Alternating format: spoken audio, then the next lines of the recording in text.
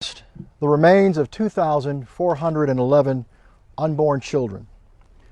In doing so, we fulfill our obligation as a state, pursuant to law and conscience, to the unborn babies whose lives were terminated through abortions performed in clinics in Fort Wayne, Gary, and here in South Bend.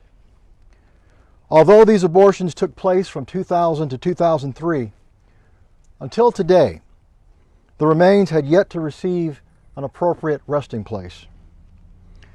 The shocking discovery of 2,411 medically preserved fetal remains in Illinois, left in a garage and in a trunk of a car, was horrifying to anyone with normal sensibilities. Regrettably, there is no shortage of depravity in our world today, including due regard for the most vulnerable among us. And so we brought them home, back to Indiana. While it would have been preferable to return the remains to each city where the procedure took place, that was not possible due to the degradation of the remains and the unreliability of the records. Therefore, we have identified a burial site with the purpose to memorialize these 2,411 unborn, keeping them together in rest, each of them connected by their common fate. We have gathered here at this site because it is both fitting and proper that these 2,411 unborn, even at this late date, receive their final resting place as would be expected and appropriate for any human being. We are gathered here because we are a state that honors the rule of law. And while the procedure that terminated the lives of these unborn under certain circumstances is permissible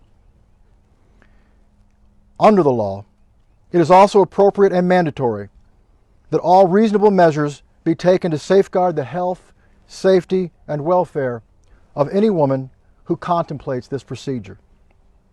This protection includes the assurance that every aspect of a procedure to terminate life is fully and accurately disclosed, understood, and accepted at the time of the procedure. This should include disposition of the remains. How many of these women, who were undoubtedly in despair over an unwanted pregnancy, would have agreed to the procedure had they known that the doctor was going to transport their unborn child across state lines and leave them ghoulishly packed up and stored away in his garage, or callously discarded in the trunk of his car for nearly 2 decades? We would hope such a thing could never happen. But here lies the proof. 2,411 human beings yet to be born, terminated, discarded, lost, forgotten.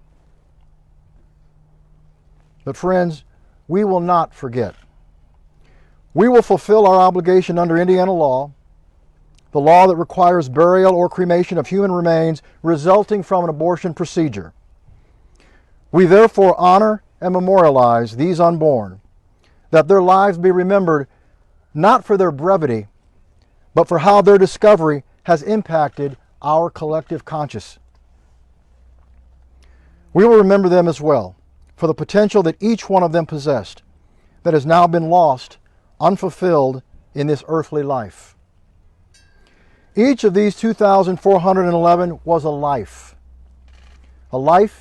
that was terminated, and each life deserves to be secure in a final resting place with dignity and respect as should be afforded all human beings. May each of the 2,411 buried here, now and forever, rest in peace.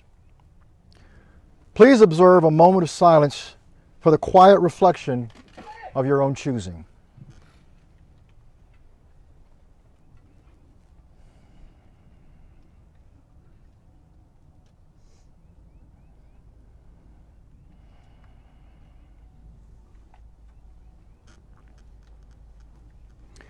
On behalf of the state of Indiana, I extend my gratitude to the various Illinois authorities for their assistance, including representatives of the Will County Sheriff's Department who are here today, and to Indiana law enforcement, as well as members of my staff at the Office of the Attorney General for their tireless efforts throughout this investigation. Thank you to the St. Joseph County Coroner Mike McGann and representatives of Palmer Funeral Home for their many considerations.